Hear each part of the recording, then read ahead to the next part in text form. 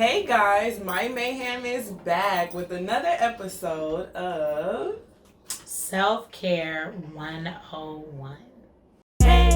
Today is Thursday, are you ready? I said hey, today is Thursday.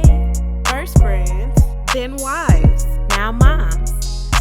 Hey, today, follow us on our journey. Hey,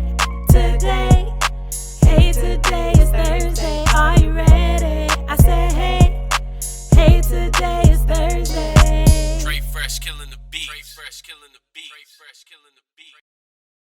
Are y'all ready for this? yes. Make sure you subscribe to our channel. Like this video. And don't forget to comment. Also, hit that notification bell so you never miss an upload. Don't miss it. The importance of self-care is that it fosters self-love. Yeah, and it encourages you to maintain a healthy relationship with yourself. That way, you can be better for other people. Right.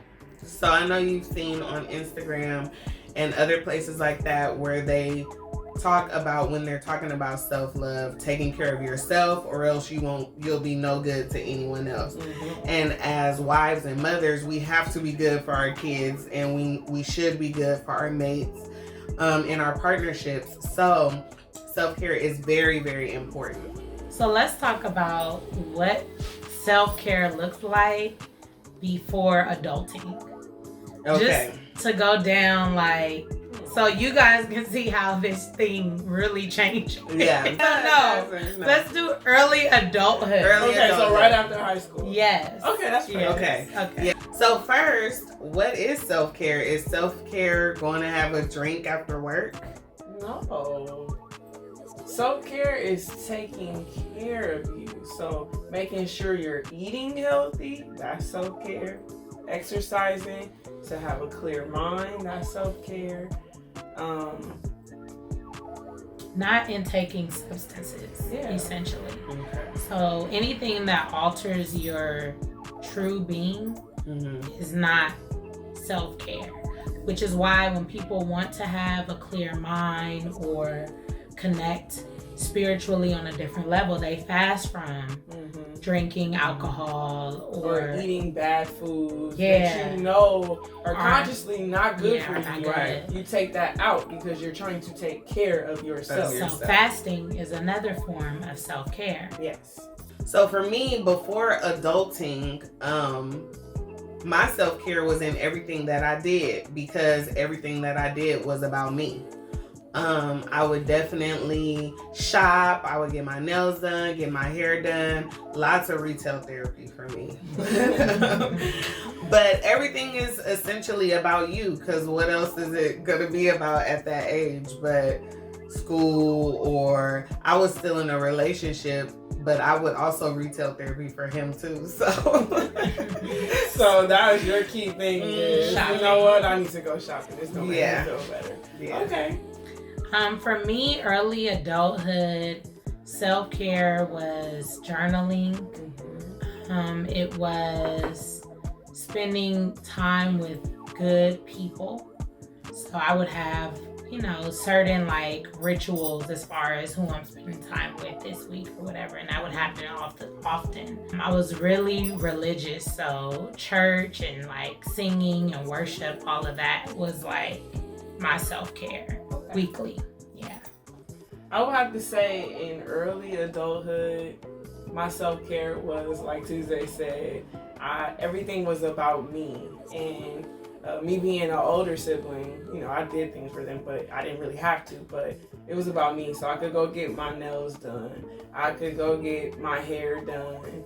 I could, stay up on all the fresh kicks, because I only had to buy shoes for myself. And that was my thing. And also like an outlet of working all week. I looked forward to going skating on the weekend. So that was my self-care, because I didn't really do too many activities.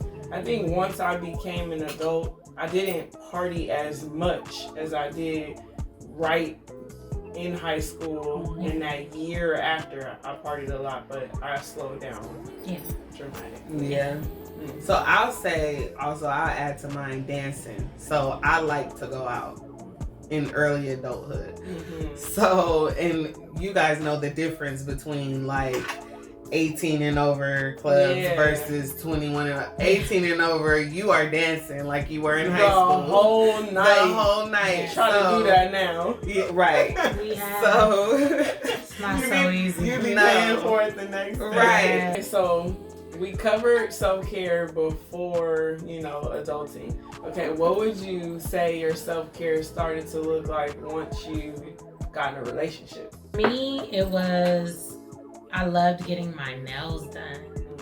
Yeah, and that took some time. So it was like that time away for myself. It was my treat to myself. Similar to how you said you would reward yourself with shoes from working all week or going out or whatever. That was my reward. Like, I'm going to be fly. When I'm working, my nails going to show that I like to do this and I like to do it well. So that was my main thing. And massages. Yes, I was going to say Yeah, I used to do that too. For me, once I got into a relationship, it was just like, okay, you're around this person all the time and you don't want to lose yourself in them, and that happens sometimes. So don't lose yourself. You still have to take care of you while, catering to your mate. So I would go out, if not twice a month, to go get a massage all by myself and come back so refreshed and just ready for whatever. So mine is gonna look a little differently than these ladies because I was always in a relationship. So mine will be before baby. That's what mine will be. So when I was pregnant, and this is really this is serious though. My naps were my self-care. Like, I had the best sleep that I've ever had in my life when I was pregnant with Lil Tracy, and I would just lay in that bed and be knocked out for hours. And my mom used to always tell me, girl, enjoy it, because this is the best sleep you ever gonna have. Like, you ain't never gonna have this level of peace ever again. And I thought she was tripping, but now that I'm pregnant again and I try to have those same good naps and I got somebody putting their finger in my ear, it is not it's not the same level of peace. To piggyback off of that, also in the relationship, my self-care was to be very disciplined. I didn't get naps because I always worked, so there was no naps for me and I wasn't at home. So I just made sure that I went to bed at a certain time. I was real disciplined with going to bed at this time so I can wake up at this time and I can get my full hours of rest. And that is self-care. You have to make sure you're fueling yourself, basically. And you're not just walking around here on zombie mode. Yes. Okay, so getting your sleep, whether you can get it all at night or you can get some for nap time and some at night, you do what you got to do and what works for you. But naps and sleep are important for self-care. So now that you guys have started discussing how you were pregnant, I want to know, how was self-care? What did self-care look like when you became a new mother? It was non-existent. It was so non-existent. Yeah. And that's where it goes into not losing yourself and becoming a new mom for the first time. You definitely can lose yourself because you go straight into mommy mode. You kind of forget about everybody else. You forget about husband, you forget about yourself, and it's just baby, baby, baby. And that's totally what I did. And then I started to, notice I deal with mental health. So I started to notice that I was losing myself and that I wasn't feeling well. And I would feel like, I don't feel like doing this for baby, or I don't feel like doing this for my husband, and I'm like, that's not right. I shouldn't be saying this. So, I need to go get, therapy. So that's a part of self-care. Being aware of those things in your body that are not right, and you take action and you take care of it. So then with that, I was able to take care of baby and practice on getting back into the rhythm of taking care of my husband. And it honestly took a while for me to really get myself until, you know, my son started gaining his independence, and I'm like, okay, now he can play by himself for 30 minutes. I can take 30 minutes and have my me time or whatever like that. Or when husband comes home, I can ask for that me time. And that's the thing, you have to ask for your time. You have to support it. And just to piggyback off of that, you have to ask for your time from your mate, and you also have to ask for the support that you need from other people also. For me, self-care was definitely non-existent. Like you were saying, once Asira got more independent, it was easier. Well, yeah, because especially when you're a new mom, everything is like, oh my God, you know, so you want to make sure they're not falling or doing, or like nothing happens on your watch. So you're always on guard, and all of that, sleep when the baby sleeps. I couldn't. I was waiting for time to, oh, you sleep? I could clean up the mess.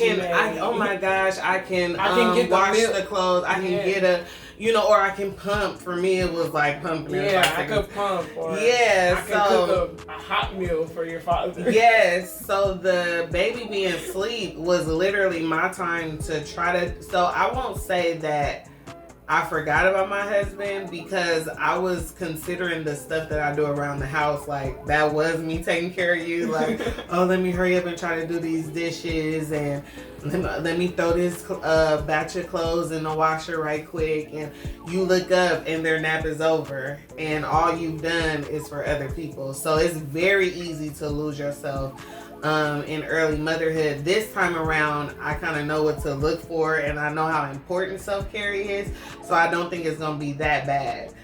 And as the baby gets older, you and your mate kind of come up with a system of how they can help, and so it gets much easier that way. So with the second baby, like, he already know what he needs to be doing pretty much. Like, he already knows at what, like, we taking turns getting up with the baby, like stuff like that, he already knows. But when you're first starting off, it's really hard because you don't know what y'all looking at each other like, yes, everybody tired. So for me, self-care as a new mom became most important very early on. And so because of the state of mind that my mom went in when I had my baby, she began to battle with depression. I had to choose myself over any other outside circumstances that could affect me, that could affect me producing milk for my baby, that could affect my mental health when it came to how I was caring for my baby. So early on, I knew I had to put me first because of that specific occurrence. And then as it trickled on, I remember in the very beginning, like day 2 of being in the house with the baby, I realized if I did not sleep, then I was not going to be good for anyone. So very early on, I was like, I have to get my rest, because when I get my rest, I feel like I can. And when I don't get my rest, I feel like I can't. And why am I doing this? And all those negative thoughts Jasmine brought up earlier. So rest is key for any new moms that are out there, or you're pregnant now, or you just had a baby. It's really important to sleep when the baby sleeps. My welcome baby representative at the time told me that stress impacts your milk production. So that is what made me flip the switch real quick to say, oh, no. I've already committed. This is what I'm gonna do. And so whatever I gotta do to make it do is what I gotta do. Right. So if you don't know that, that's a key thing, is like, if you're planning to nurse your baby, you cannot stress. No. Stress free. Yes. You can't stress. So you have to block out any stressors and focus on you and the baby's well-being. So Tuesday, how do you practice self-care? So now self-care looks differently than what it did before. And especially now that we're in a pandemic and you can't really go and do all these things. For me, just when I am looking better, I feel better. So I went through a phase where I'm like, oh my gosh, I can't go get my nails done. I can't do this. I can't do that. So I taught myself how to do my own gel manicures.